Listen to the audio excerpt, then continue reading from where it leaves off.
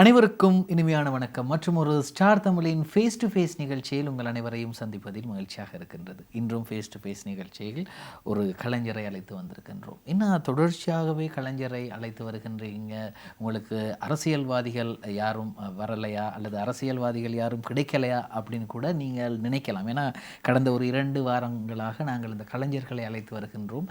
காரணம் இருக்கின்றது. அரசியல்வாதிகள் என்று அல்லது மக்கள் பிரதிநிதிகள் என்பவர்கள் இந்த தேர்தல் காலத்தில் மட்டும்தான் அவர்களை இலகுவாக நாங்கள் சந்திக்கலாம். இலகுவாக எப்போ வர சொன்னாலும் தம்பி எங்கே வரணும் தம்பி, இந்த நாளை இப்போ வரணும் தம்பி உடனே வந்துடுவாங்க. ஆனால் இந்த தேர்தல் முடிஞ்சு வெற்றி பெற்று அவங்க மாநகர சபைக்கோ மாகாண சபைக்கோ பாராளுமன்றமோ சென்ற பிறகு அவங்கள பிடிக்கவே முடியாது. அதை கூட நாங்கள் இன்றைக்கு பேசலாம். எங்களுடைய அதிதியாக வந்திருக்கக்கூடிய எங்களுடைய அதிதியோடு.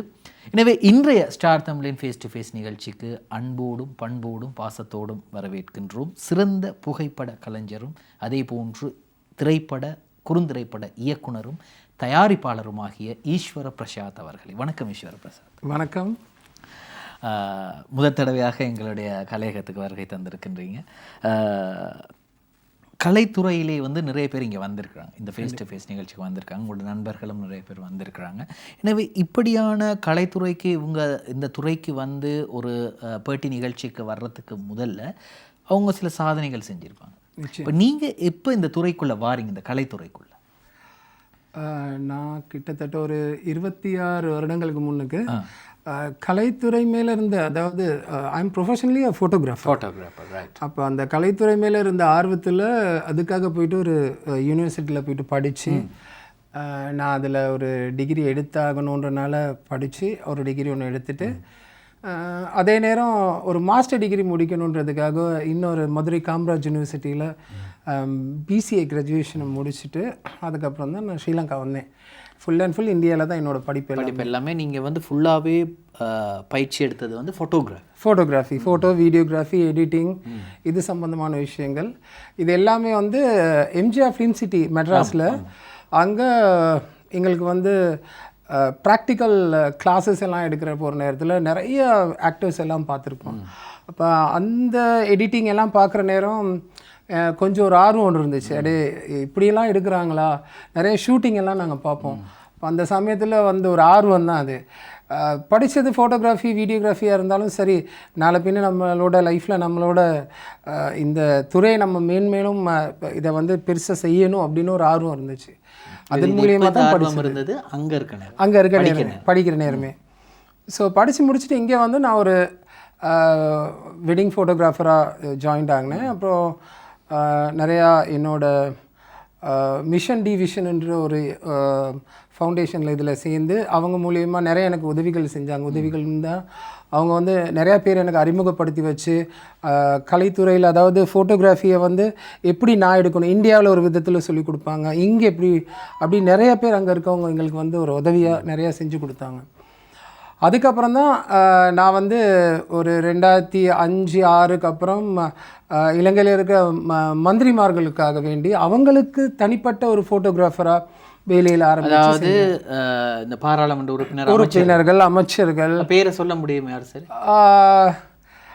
திரு மனோ கணேசன் அவர்கள், அவருடைய அஃபிஷியல் ஃபோட்டோகிராஃபர் திரு பிரபா கணேசன் அவர்கள், அவங்களாம் நிறைய எனக்கு ஊக்கத்துவம் கொடுத்துருக்காங்க. காரணம் அவங்களோட தனிப்பட்ட ஃபோட்டோகிராஃப்ஸ் எல்லாமே, அந்த மீட்டிங்கள் நடக்கிறது, சில விஷயங்கள் எடுக்க முடியாத அந்த ஃபோட்டோஸ் எல்லாம் அவசரத்தில் சில பேர் நிராகரிச்சிருவாங்க, சரி அப்புறம் எடுப்போமே அப்படின்ட்டு. பட் நான் அப்படி இல்லை, அது எல்லாம் விழுந்து எடுத்து அவங்களுக்கு அந்த தருணத்தை அதை கொடுக்குறது. மன்னிக்கவும், நீங்கள் விழுந்து எடுத்தனால தான் அவங்க இன்னைக்கு எழுந்து நிற்கிறாங்க. இருக்கலாம் தானே? அப்படி இருக்கலாம். ஆனால் எனக்கு நிறைய சப்போர்ட்டிவாக எனக்கு சொல்லுவாங்க, சில படங்கள் காட்டுற நேரம் அது எப்படிடா இப்படியெல்லாம் எடுத்தீங்க அப்படின்னு. இப்போ நான் இல்லைண்ணே, நான் யோசிச்சேன், நிறைய பேர் உங்களை குமிஞ்சிருவாங்க, மேலேருந்து கொஞ்சம் எடுத்தால் நல்லா இருக்கும்னு ஜூம் லென்ஸ் எல்லாம் போட்டு எடுத்தேன்னு. அப்போ அவங்களுக்கு அது ஒரு ஆர்வமாக இருந்துச்சாடே, இந்த பையன் நம்மளுக்காக இவ்வளோ வேலை செய்கிறானே அப்படின்ட்டு. அது அரசியல்வாதியாக அவங்க இல்லாமல் ஒரு தனிப்பட்ட ஒரு சகோதரனை என்னை பார்த்து நிறையா ஊக்குவிச்சிருக்காங்க. சரி இப்படி எடுங்கன்ட்டு. மற்றவங்களுக்கு விட எனக்கு ஒரு மடங்கு கூட எனக்கு உதவிகள் எல்லாம் செஞ்சாங்க. இப்போ எனக்கு தேவையான விஷயங்களில் சில இடங்களுக்கு தேவையான நேரத்தில் நிறைய கைட்லைன் கொடுத்துருக்குறாங்க. அவங்க அந்த நேரத்தில் மந்திரியாக இருந்தாலும் இல்லாட்டியும் கைட்லைன் எனக்கு கொடுத்தாங்க. சரி சரி சரி. அப்போ அப்படி தான் நீங்கள் வந்து இந்த கலைத்துறைகளுக்கு வாரீங்க. ஆமாம், கலைத்துறைகளுக்கு வாரீங்க. அப்புறம் இலங்கையில் வந்து நீங்கள் சொன்னீங்க இந்த வெட்டிங் எல்லாம் செஞ்சுட்டு இருந்தேன்னு. அப்புறம் இந்த வெட்டிங் செஞ்சுட்டு இருந்த நீங்கள் எப்படி ஒரு திரைப்பட இயக்குனராக வரீங்க? காலப்போக்கில் எனக்கு வெட்டிங் ஃபோட்டோகிராஃபியில் நிறைய பேர் ஊடுருவாங்க. அதாவது டிஜிட்டல் கேமரா வந்ததுக்கப்புறம் அவங்களோட எண்ணம் எப்படின்னா கேமரா தூக்குறவங்க எல்லாருமே ஃபோட்டோகிராஃபர் அப்படின்ட்டாங்க. ஸோ நாங்கள் எவ்வளோ இப்போ மாதிரி மொபைல் வச்சுருக்கவங்க எல்லாம் ஜேர்னலிஸ்ட் மாதிரி கேமரா ஒவ்வொரு பரிணாமங்களை தாண்ட புதுசாக ஒவ்வொருத்தவங்களும் இந்த ஃபீல்டுக்குள்ளே நுழைய ஆரம்பிச்சிட்டாங்க. ஸோ டிஜிட்டல் கேமரா இன்னைக்கு வந்து ஒரு ஃபோட்டோகிராஃபரை வந்து ஃபுல்லாக ஆட்டி படைச்சிருச்சு. ஸோ நாங்கள் நெகட்டிவ்லேருந்து வந்தோம், அப்புறம் டிஜிட்டலுக்கு நாங்கள் மாறினோம். ஸோ இந்த ஃபீல்டை வந்து கொஞ்சம் நிப்பாட்டிட்டு நான் வந்து வேறொரு ஃபீல்டுக்கு போகணும்னு ஒரு ஆர்வம் ஒன்று வந்துச்சு. காரணம் என்னென்னா அந்த தொழில்நுட்ப மாற்றம் மட்டுமல்லாது எங்களோட வேலை செய்கிறவங்களே புதுசாக ஒரு கேமரா வாங்கினோன்னு நானும் ஒரு ஃபோட்டோகிராஃபர் தான் அப்படின்ற மாதிரி வந்துடுறாங்க. ஸோ அவங்கள வந்து அது போட்டின்னு நினைக்கிறீங்களா? இல்லை, போட்டின்றது இல்லை. போட்டியை தாண்டி சில பேருக்கு இவன் படம் பிடிக்கிறான், ஏன் எங்களால் படம் பிடிக்க முடியாது, இந்த கேமரா வச்சு நாங்கள் பிடிக்கலாமே, எங்ககிட்டே பழகி எங்கள்கிட்டே இதெல்லாம் செஞ்சவங்க இருக்கிறாங்க. ஸோ நான் அதை பார்த்து ஒன்றும் பேசிக்கல. நான் சொன்னேன் ஓகே நீங்கள் செய்கிறேன்னா செய்யுங்க அப்படின்ட்டு நான் விட்டுட்டேன். அதுக்கப்புறம் தான் யாருமே அந்த நேரத்தில் வந்து என்னாத ஒரு தொழிலை நான் கைக்கு எடுத்தேன். என்னோட கார்மெண்ட்ஸ், அது ஒய்ஃப்ட பேரில் ராஜேஸ்வரி, அவங்களோட பேரில் ராஜ் கார்மெண்ட்ஸ்னு ஒன்று ஆரம்பித்து அது மூலியமாக தான் நான் வந்து அதுக்கப்புறம் என்னோட அடுத்த ஒவ்வொரு ஸ்டெப்ஸை நான் எடுத்து வச்சுட்டு போனேன். அப்போ இந்த என்ன படம் இயக்குனீங்க? நான் வந்து அதுக்கப்புறம் ஒரு தொழில் செஞ்சால் தானே எங்களால் எதுனாலும் இன்வெஸ்ட் பண்ணிக்க முடியும். ஸோ ராஜ் கார்மெண்ட்ஸை வச்சுக்கிட்டு மெயினாக வச்சுட்டு இப்போ எனக்கு பணம் கொஞ்சம் கைக்கு வந்தோன்னே நான் யோசிச்சேன் சரி படங்கள் இயக்கி பார்ப்போமே அப்படின்ட்டு. அப்போ டிஸ்கோ ராஜா ஆர்ட் ஃபவுண்டேஷனில் ஒரு ஷார்ட் ஃபிலிம் காம்படிஷன் வச்சாங்க. அப்போ அது ஒரு 5 டீமை வச்சு அவங்க கொடுத்த ஆட்களோடு நாங்கள் செய்யணும், ஃபண்டிங் எல்லாம் நம்மளோடது தான். அப்போ நிறைய பேர்கிட்ட கேட்டதும் அவங்க சொல்லிட்டாங்க இல்லை எங்களுக்கு முடியாது அப்படின்னு. ஸோ நான் யோசித்தேன் இதுக்கு நானே ப்ரொடியூசராக இருந்துடலாமே அப்படின்னு. முதல் தடவை யோசித்தேன், அடே நான் ப்ரொடியூசராக இருக்கிறதா இருந்துச்சுன்னா நான் தானே எல்லாமே செய்யணும், ஸோ எல்லாமே செய்கிறது ஓகே பிரச்சனை இல்லை அப்படின்ட்டு. அப்போ ஒரு கேமராமேனை பிடிச்சி கேட்குற நேரத்தில் அவர் தனக்கு இந்த மாதிரி ஒரு சீரியல், அதாவது ஒரு ஷார்ட் ஃபிலிம் எடுக்கிறதுக்கு அவருக்கு தெரியாது அப்படின்ட்டாரு. ஸோ இதை நான் தான் அவருக்கும் சொல்லிக் கொடுக்கணும். அப்போ அவரை நான் முன்னுக்கு எடுத்து வச்சு அவருக்கு ஒவ்வொன்றா சொல்லிக் கொடுக்கணும்.